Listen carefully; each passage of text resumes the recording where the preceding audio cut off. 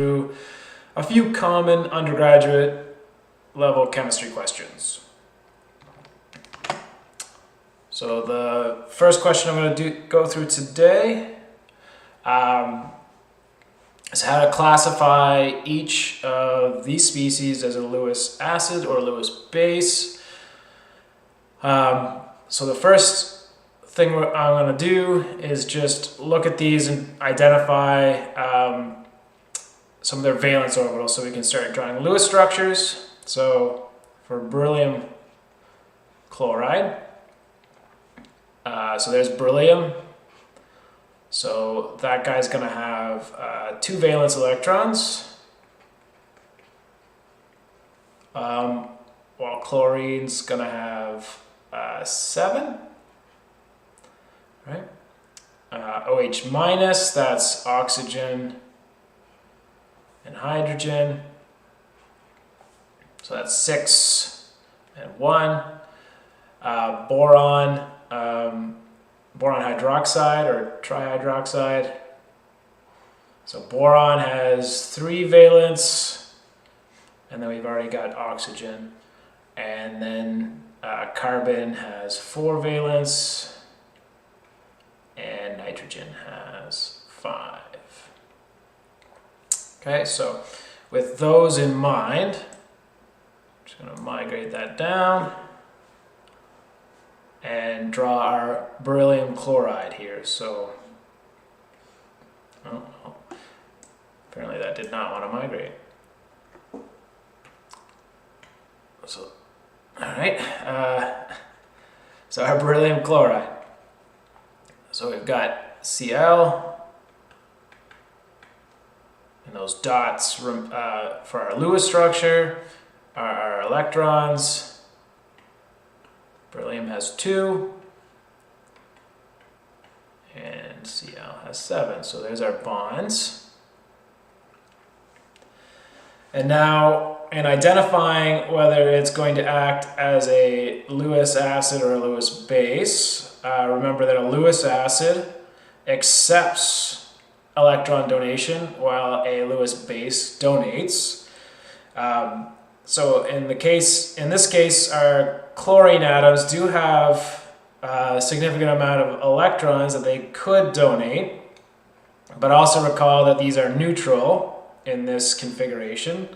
So one way to identify whether it's neutral is to count up the number of electrons that are present around chlorine. So that's 1, 2, 3, 4, 5, 6. And then take half from the number of bonds, so that's 7. And as you recall, chlorine wants 7, so that means it's happy. And if it donated, then it would be positively charged, which chlorine doesn't really want to be. Also, it has a full octet because it has all of its lone pairs as well as its bond. Now, beryllium, on the other hand, does not have a full octet. It only has 4 electrons in bonds around it, but it is neutral. But because of the lack of octet, it wouldn't mind having electrons donated to it. What that means is then that this guy should act as an electron acceptor or as a Lewis acid. Okay. So now moving on to OH, just going to erase this a bit, or OH minus I should say. So oxygen, hydrogen, oxygen has 6 electrons, but it's OH minus, meaning there's 1 extra electron. And so we'll pop it into oxygen's extra little lone pair. Okay, so now oxygen has a happy octet, and hydrogen is kind of the one that's outside the octet rule, so it's happy as well. But there is an extra electron, so it has a negative charge. So that means that oxygen would actually be happy to donate its electron. because of the negative charge. So it has an extra electron, right? So again, we can figure that out by counting the number of electrons. So 1, 2, 3, 4, 5, 6, and we would only take 1 from the bond, so that would be 7 electrons around oxygen. It normally only wants 6, so that means it has 1 extra electron, meaning it would become neutral by donating, and so it is an electron donor or a Lewis base. Recall that OH minus is also our typical Bronsted base, so this, of course, should be the same with either definition. Okay, just going to erase this guy.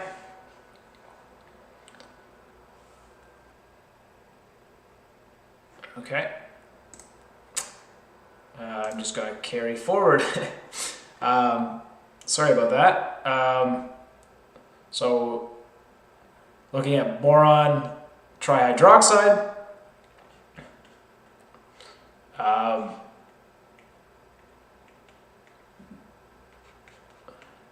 so that will be the rough Lewis structure there, where our bonds are going to connect. And now again, although we have, as in the case with beryllium chloride, we do have extra electrons around our oxygens, but because these guys are happy and neutral, it's not likely they're going to donate and become positive. So instead, the boron in the center, which doesn't have a full octet, is more likely to accept an electron, and therefore this guy is an electron acceptor, and therefore a Lewis acid. Okay. And now moving on to the fourth, Cn minus. So in this case, we've got carbon, which has 4 valence, nitrogen, which has 5 valence,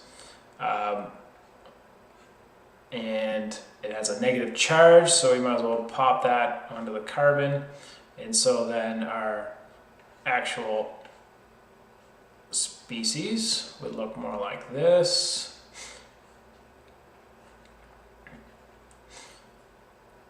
And so, as in with OH minus, we have plenty of extra electrons to donate, right?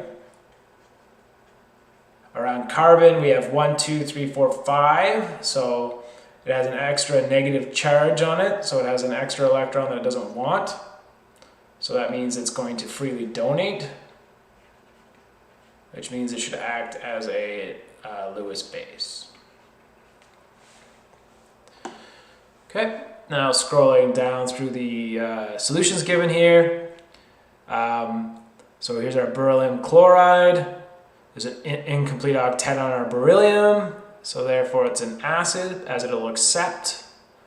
Our OH minus, there are extra lone pairs around the oxygen, an extra electron, which gives it its negative charge, so it's going to freely donate, making it a Lewis base.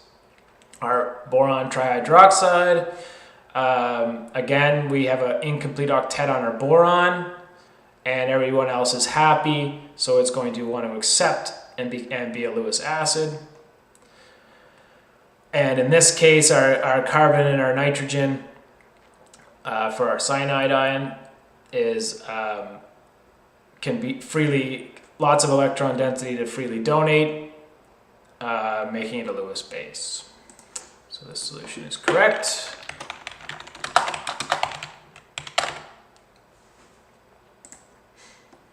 Okay.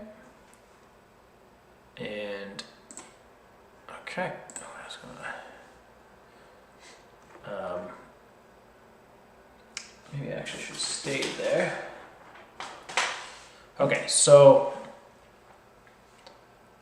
for this reaction,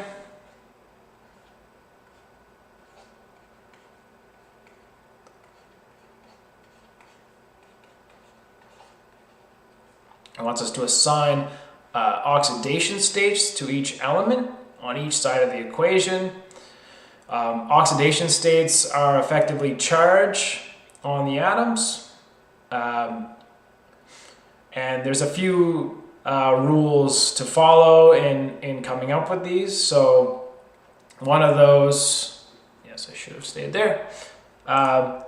One of those is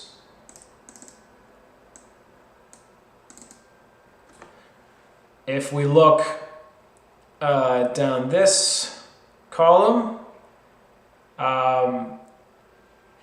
besides hydrogen, these guys all typically are +1. These will almost always be +2. And oxygen will almost always be -2. The only difference is in O2, 2 minus, the peroxide ion. Then oxygen is obviously 1 negative charge. These few rules will carry you forward for most questions. And it works for this question as well. The halogens, less as a rule, but they tend to be -1, but they don't have to be. And other species also can kind of move around a little bit. So now going back to our question. Now in this species, there's no charge, so the biggest rule to pay attention to is that the sum of all the charge should equal the net charge, right? So rather than giving oxygen a -2 charge and then the other oxygen a +2, then here the oxygen is just 0 oxidation state. Or I'll do it that way. That is a funny looking whatever that is. So a 0 oxidation state. Potassium here is +1 as it's in the first column. And so chlorine here is -1 as it typically is. For this species, we would go with +1 for the potassium, -2 for the oxygens, and then we could figure out what the chlorine is, right? Because we have +1 minus 4 times 2, so that's 4 oxygens times -2, and then plus the oxidation state on chlorine is equal to 0 because the whole thing is neutral. So that's -8 plus 1 is -7.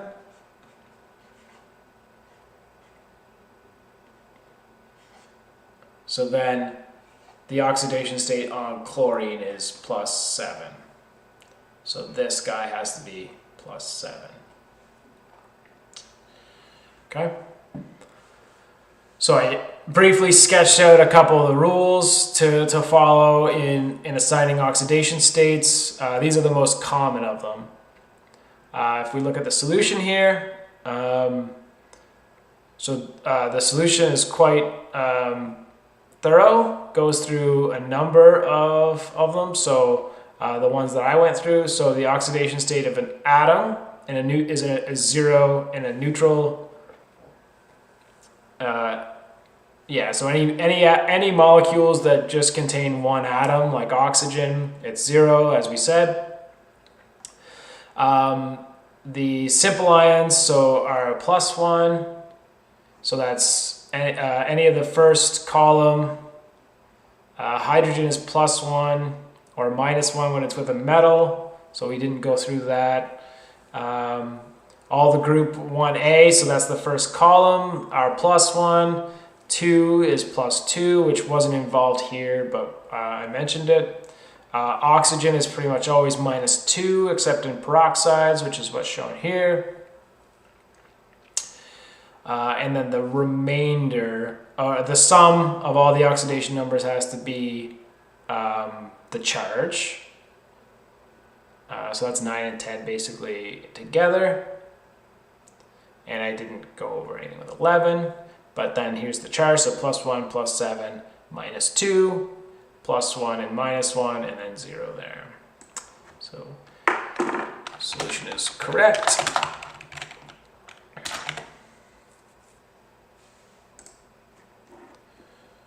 Okay, and so this one's cut off quite a bit, but I'm just going to go through it still. Okay, so it wants us to use the bond energies. We're given a table of bond energies, and it wants us to calculate the enthalpy change for the reaction. So the first reaction is Cl2 gas plus 3F2 gas gives us 2ClF3 gas. Okay, so the idea here is that we release energy by breaking bonds and consume energy by forming bonds. Okay, so to calculate our delta H, we simply sum up the energy for the reactants, because that is our net gained energy, and we subtract our consumed energy, which is in the products.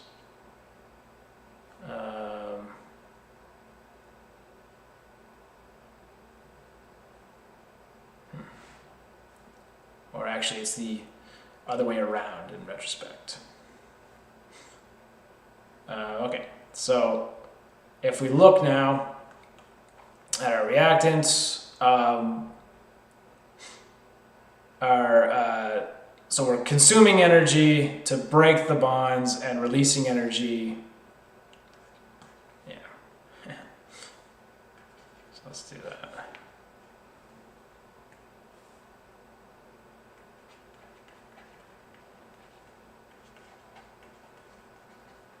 So we're releasing energy in breaking these bonds and consuming it over there. That makes more sense, because this will be our, this will end up giving us our negatives.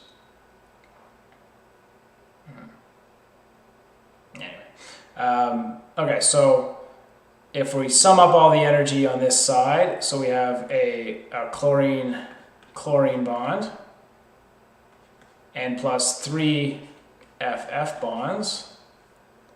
And then we're going to subtract. So on this side, we have chlorine F3.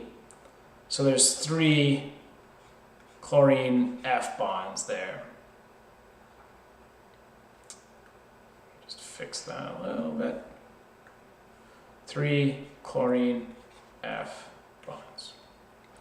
So we have 3 chlorine F bonds. But then there's 2 of those species, so we also need to multiply by 2. Okay, so I'll put extra brackets. Okay, so 1 chlorine, 3 FF, and then each ClF3 molecule has 3 ClF bonds, and there's 2 molecules, so 2 times 3 times that. And the table, which you can't see over here, gives the this energy is 243 kilojoules per mole. The FF as 160.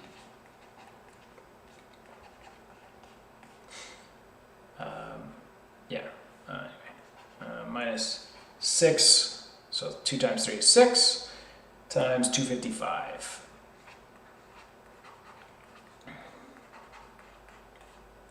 Okay, and if we run this through our calculator, we'll get negative 807 kilojoules per mole.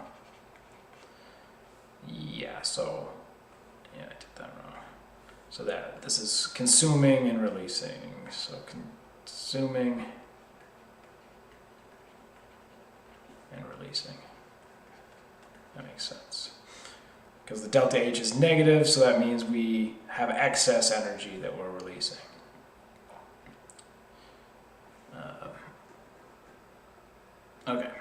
So then that's our first answer is negative 807, which comes here. Okay, and now our next reaction is this one, which is CH2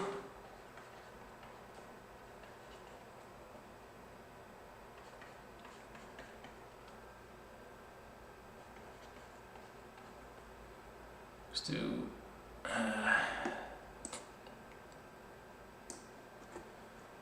2 ClF3. Nope.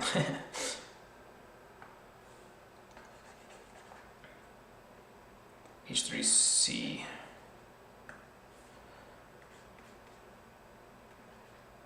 CC H3. And without the 2. There we go. Now I'm playing with something. Okay, so in this case now we have 2 CH bonds here. Wow. So we have 2 CH bonds. We have a single C double bond C bond, and then 2 more CHs here. Here we have an HH bond. Here we have 3 CH bonds, a single CC bond, and 3 more CH bonds. So then our delta H is 4 CH energies. I should just represent it as an energy.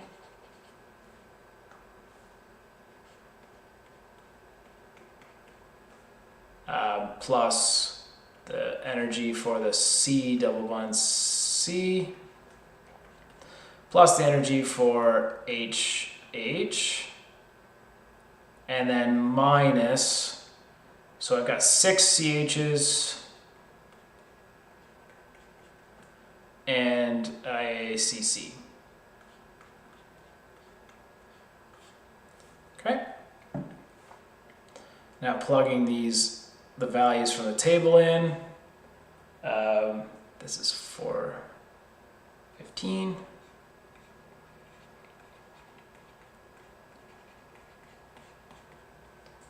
Uh, 611.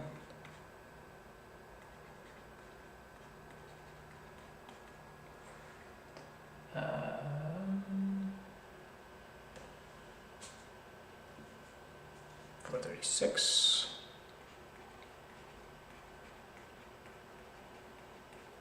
And then minus 6 times 415.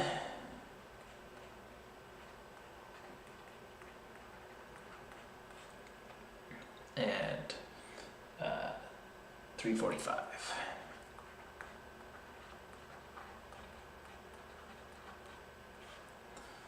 All right, and then running all this through the calculator, we end up with negative 128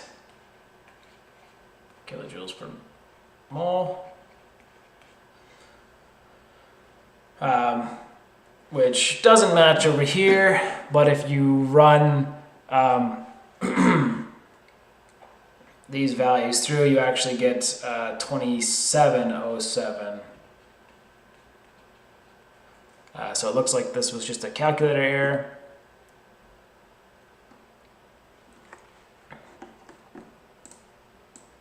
And then moving this up here, this reaction is, or the final reaction is 2C2H6 plus 7O2 plus, goes to 4CO2 plus 6H2O.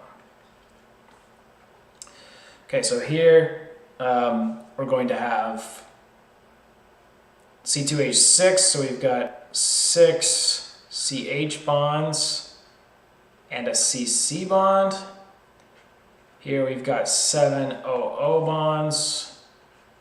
Here we have CO2 is all double bond oxygens, so each molecule, actually I should just say that's an OO bond, each molecule will have 2 C double bond O bonds, and then in water we have 2 OH bonds. And I'll worry about multiplying by the appropriate factors after. So our reactants now are 2 times 6 ECH plus ECC plus 7 EOO. And then we're going to subtract our reactants. In this case, we have 4 CO2 molecules, and each one has 2 C double bond O bonds. And then we have 6 water molecules, and each one has 2 OH bonds. Okay.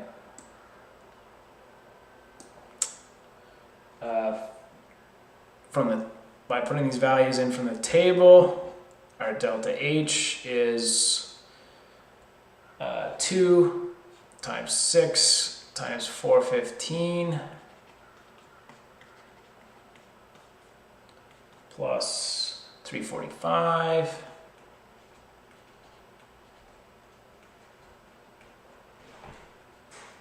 That's for our CC bond. Plus 7 times 498. That's for our OO bond.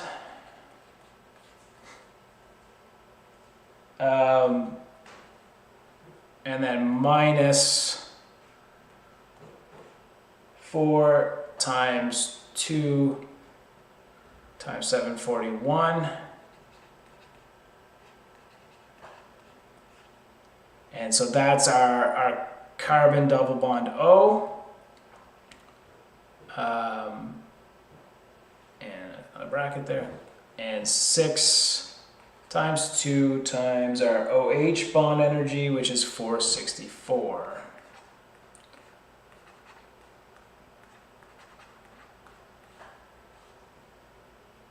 There. So that one's a bit messier. But if you run this all through your calculator, then you get negative 2340 kilojoules per mole. Okay, and if we look over here at the solution, this one looks correct. So they were all correct, except for the middle one, and the middle one was just a calculator error. So all correct. Method, the middle answer should be negative 128 mole. Looks like a calculator error. Okay, and we're just going to say that's correct. And okay, so this one now is an entropy question. So it's asking about delta S for the reaction. And again, we're cut off a little bit, but that's okay. So 4. So the first one is A gas plus 2B gas goes to 2C. The second one is 2A.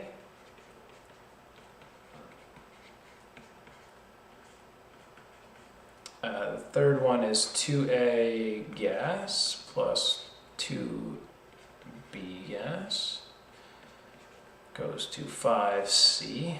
And the third one, I believe, is the fourth one, I believe, is 2A gas plus B solid goes to 3C gas. So to determine if we're going to have a positive delta S will be positive if our disorder increases, but more practically for our purposes, our delta S will always be positive if the number of gas molecules increase through the reaction. So here we have 3 on the reactant side and 2 on the product side. Should have spaced these out a little bit more. Here we have 3 and 1. Here we have 4 and 5. And here, so this is kind of the trick question, because this is a solid, because B is a solid, it doesn't count as a gas. So there's 2 on this side and 3 on this side.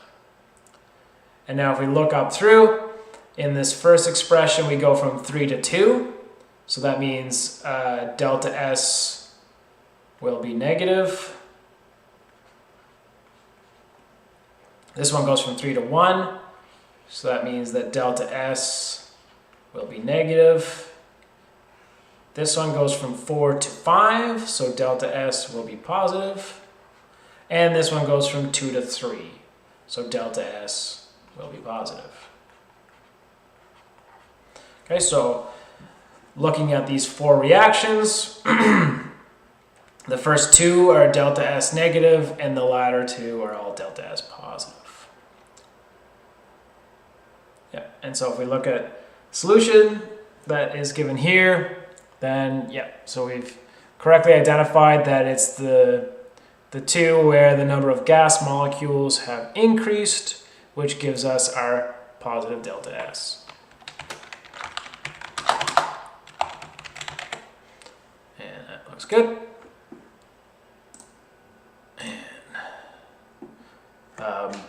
Okay, so what is the conjugate acid of NH3? So conjugate acid is the acid which acts in the conjugate reaction. So in this case, for NH3, I assume we're going to react it with water. Then the reaction is going to give us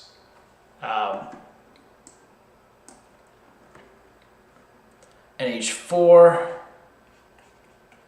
plus OH minus. As NH3 is a base, so we're accepting a NH plus from water, and so in this reaction,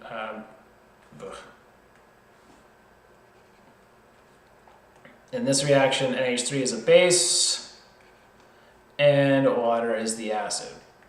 Our conjugate reaction is just the other way around, so NH4 plus OH minus goes to NH3 plus H2O. And in this case, the H is donated this way, and so NH4 plus acts as the acid, and OH minus acts as the base. And so our ammonia, or our nitrogen-containing species, and our oxygen species. So our NH4 plus and NH3 are our acid-base pairs, and H2O, OH minus are acid-base pairs. So to answer the question, the conjugate acid of NH3 is NH4 plus.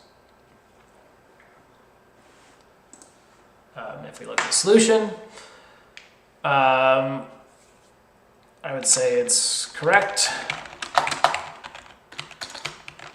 as it identifies NH4 plus as the conjugate acid. Okay. A certain weak acid, HA, has a Ka value 1.1 times 10 to the minus 7. Calculate the percent ionization in a 0.1 molar solution. So we're assuming that HA goes to H plus A minus. So we have our Ka is 1.1 times 10 to the minus 7. So the way we would calculate, and remember too that Ka is the concentration of H plus. So our products over our reactant at equilibrium. So these are all equilibrium concentrations. So if we have our Ka value and we know that this is a 0.1 molar solution, then we can figure out our concentrations at equilibrium by using an ice table.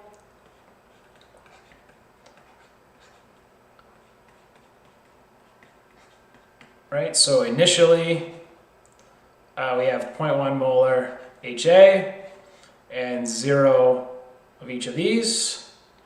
Our change is going to be minus X. So we're changing by some amount. And then at equilibrium, we have 0.1 minus X, X, and X.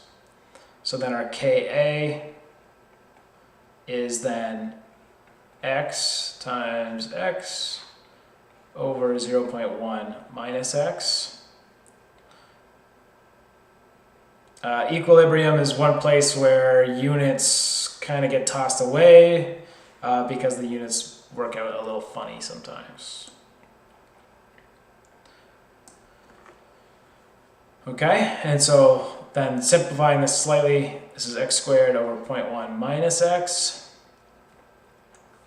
Now the one assumption we can make and won't change the answer is that because this is so small, 1.1 times 10 to the minus 7, then the concentration of HA at equilibrium is basically 0.1.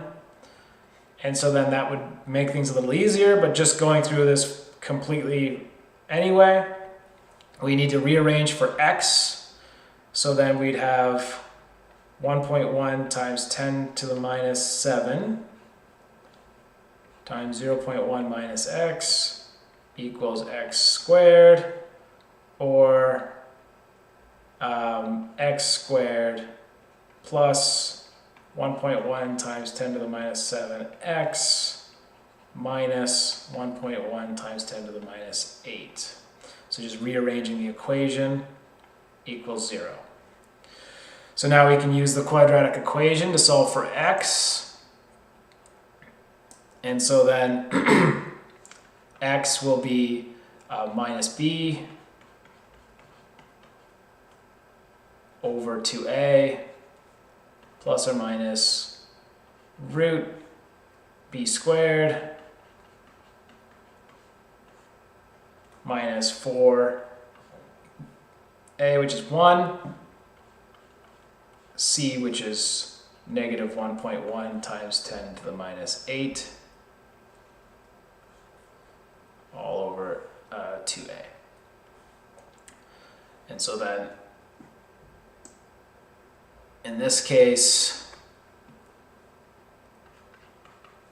this is negative 0.55 times 10 to the minus 7, plus or minus. If we run through all this in here, then we'd get 1.048 to the minus 4, which is, so now x can't be negative, so the negative solution here is not physical, so we just use the positive solution. And so there's actually only one answer for x, so x has to be 1.04826 times 10 to the minus 4, or rounding to about 1.05 times 10 to the minus 4.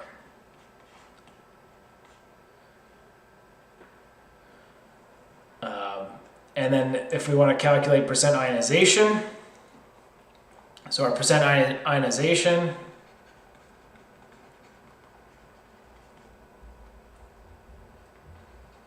is just our concentration of our ion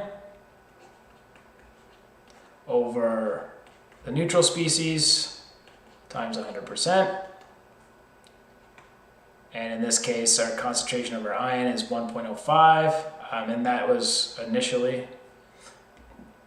So this would be 1.05 times 10 to the minus 4 over 0.1 times 100%, which roughly equals 0.1%. Now if we check the answer here that is given, so you can see that they didn't bother to use the ICE table and just use the initial concentration of HA, so the 0.1, and the answer comes out to be the same because the K values are so small. So we could have made that initial assumption up here that that it was just 0.1 instead of going through the quadratic equation, just because the K value was so small. So either way it would have worked, which validates that assumption. For the percent ionization, again, it comes out to be the same, although they're using the concentration of HA plus A minus, which I don't believe is correct. I would use the concentration of the reactant as your denominator. So I would say this should be just the concentration of HA. Unless you use it at equilibrium, I suppose, but then it would be 0.1 minus this, giving you just your initial concentration. But because the values are so small, it's going to come out to be the same anyway.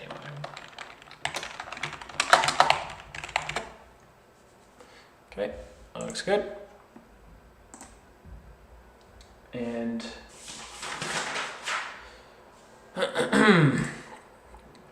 okay, so is KCl an acid or a base? So KCl will completely dissolve in solution to give you K plus Cl minus.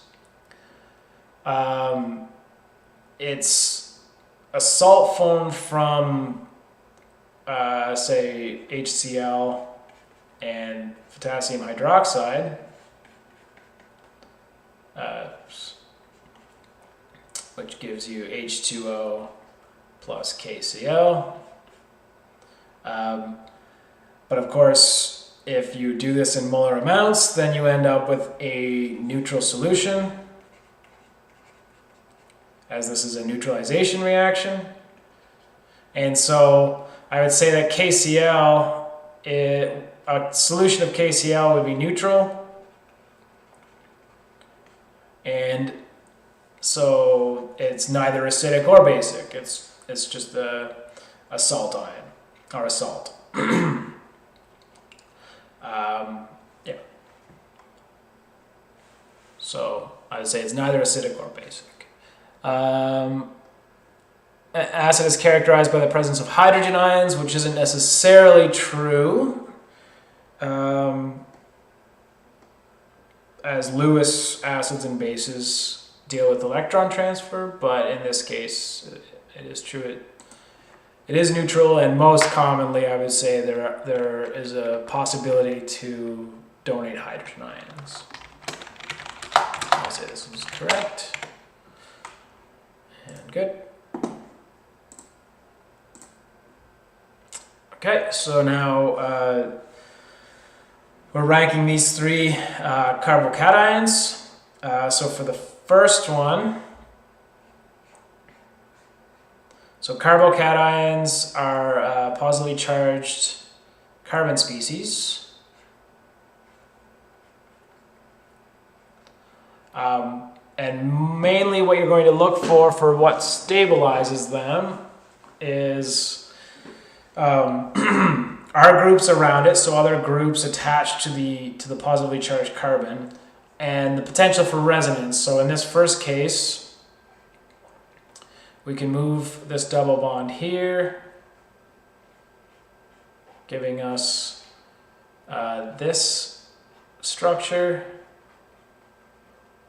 moving the positive charge there, that can go there, giving us this structure,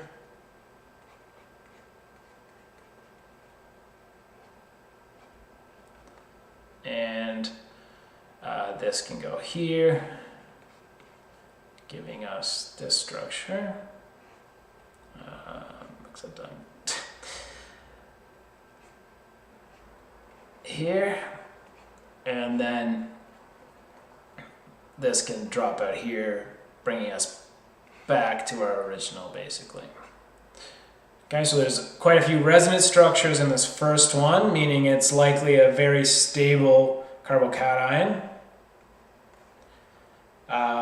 For our second one here, and this is question 8, I should say. For our second one here, we've got this species.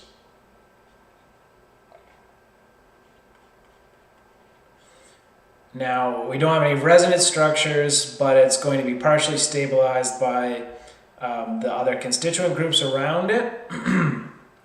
So all the other CH2s. And in the third case,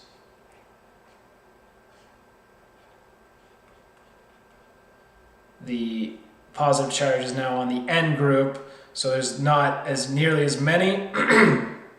So in terms of stability, it would appear that A is more stable than B, which is more stable than C, right? Because of A is more stable because of the resonance structures, and then B is more stable than C because it has two groups adjacent rather than one group adjacent. Looking at the solution given here, compound A has an adjacent double bond. It allows the charge to be shared, so that's what this description is here. So the charge can be migrated around the ring, giving us several resonance structures, which makes this the most stable. And then B is more stable because it's a secondary, and then C is the least stable because it's only a primary. So the solution is correct.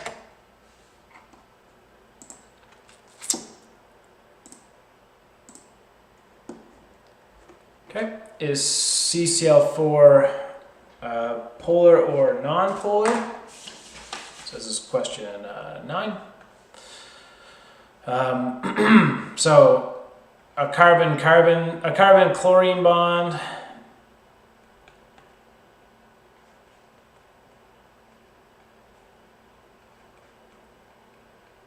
so I'm just going to quickly draw the Lewis structure here. So each of the carbon-chlorine bonds will themselves be polar because of the large electronegativity difference between carbon and chlorine. So each bond is polar, but if we look at the actual structure, it's going to be, everything is going to be spread out as evenly as possible so that each of the chlorines is a point on the tetrahedron, which means that in the end, each of these bond dipoles are going to exactly cancel, giving you a dipole of 0. So, although each of the bonds is polar, the molecule is nonpolar.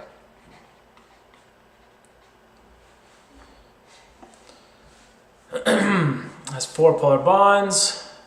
So because it's a symmetric molecule, they all cancel out, meaning it's nonpolar. So that's good.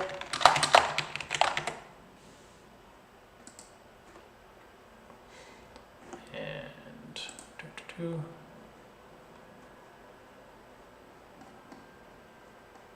just going to go back to here. And migrate this. And erase some of this.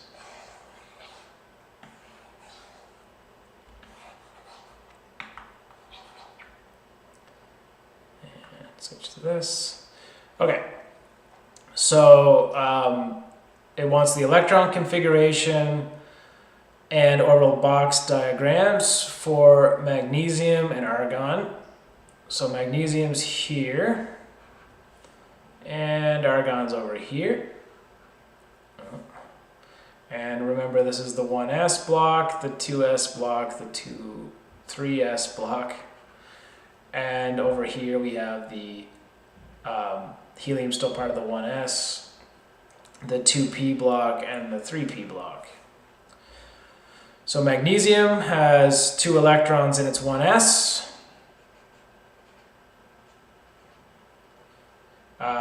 2 electrons in its 2s, 6 electrons in its 2p, and then 2 electrons in its 3s. And that brings us up to magnesium in the table. So each one of these orbitals can be represented by a box or a shell.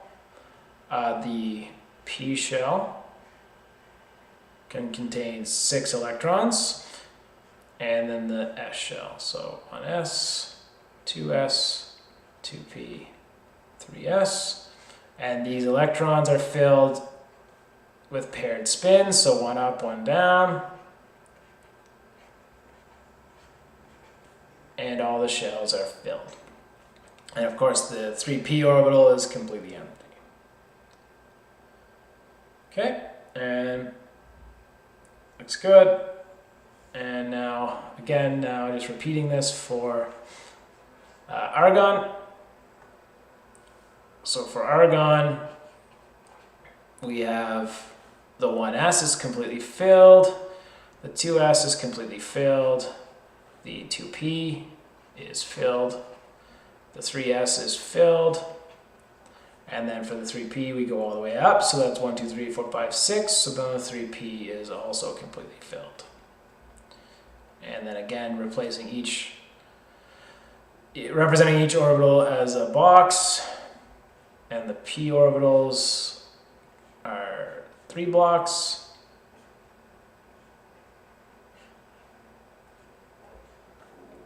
One s, 2s, 2p, 3s, 3p, and then we can put each electron in with paired spins.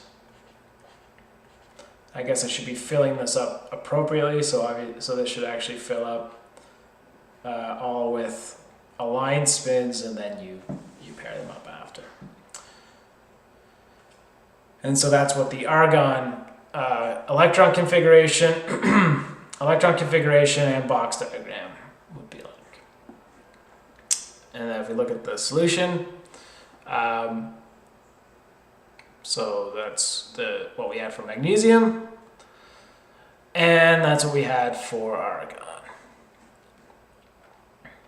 And it's, and I guess I forgot to mention that, but yes, so the argon is 1, 2, 3, 4, 5, 6, 7, 8. So in group 18, but they ate the long, so it has 8 valence electrons, and magnesium was in the second and had 2 valence electrons. And by valence electrons, of course, I mean in its outermost shell, which is the outermost N shell, so the 3. Okay, and so this looks good, so the solution is correct.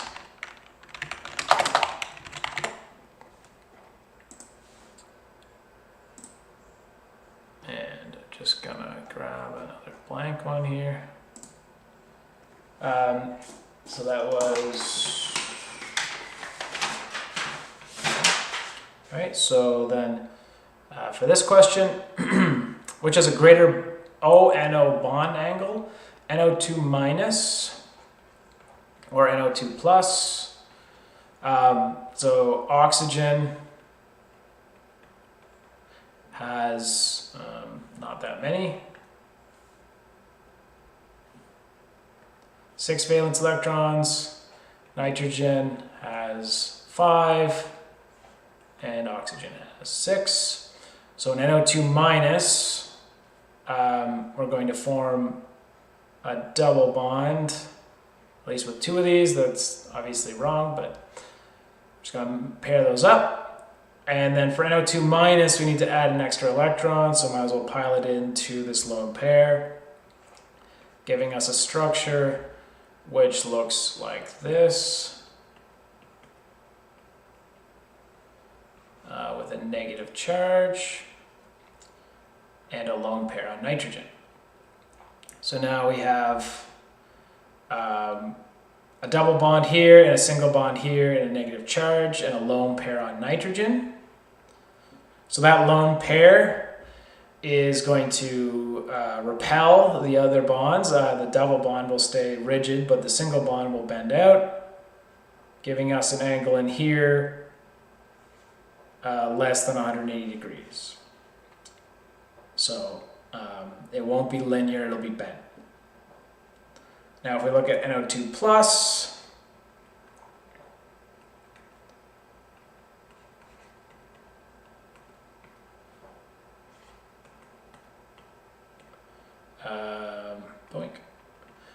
so now we want a positive charge, so we're going to take an electron away, and I just rather arbitrarily chose the nitrogen, but that makes things work a bit better because we can form double bonds in here, or drawing it more appropriately.